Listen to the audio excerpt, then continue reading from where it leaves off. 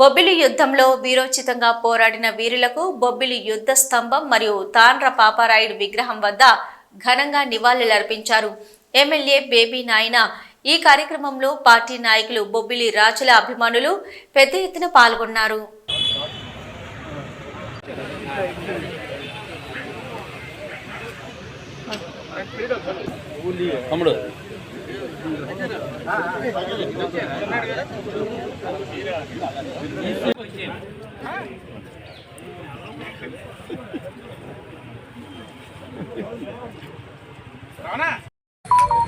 ఇవాళ జనవరి 24, 2025 బొబ్బిలి యుద్ధం జరిగి సుమారు 268 సంవత్సరాలు గడిచిన సందర్భంగా అమరవీరులకు ఎవరైతే ప్రాణాన్ని గడ్డిపోస్తో సమానంగా తీసేసి తను మాతృభూమి పరిరక్షణకి 250 మంది సిపాయిలు ఒక మట్టి కోటని 15,000 శత్రు సైన్యాన్ని ఎదిరించి వీరోచితంగా పోరాడి ప్రాణాలు అర్పించి తన ప్రాణం కన్నా తన మాతృభూమి గొప్ప అని నిరూపించినటువంటి వీరులకి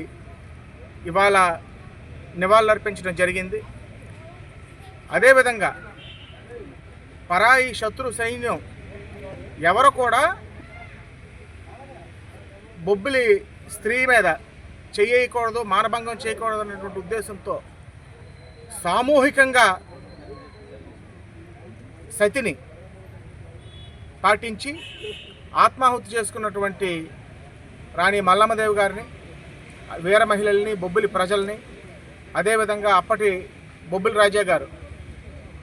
6వ రాజా గారు అయినటువంటి గోపాలకృష్ణ రంగారావు గారు అవనివ్వండి, ధర్మారాయుడు గారు అవనివ్వండి, వెంగళరావు గారు అవనివ్వండి,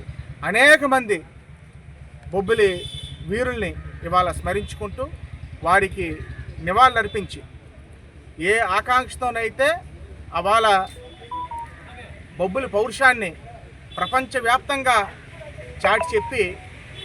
మరి ఈరోజు కూడా బొబ్బిలి అంటే ఒక ఎనిగ్మా, బొబ్బిలి అంటే ఒక ఫోబియా, వీరత్వానికి, వీరోచితానికి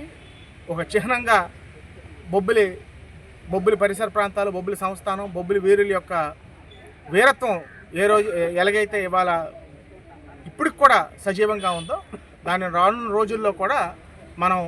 సజీవంగా ముందుకు తీసుకెళ్లాలని ప్రజలందరికీ కూడా కోరుకుంటున్నాం. ఇప్పుడు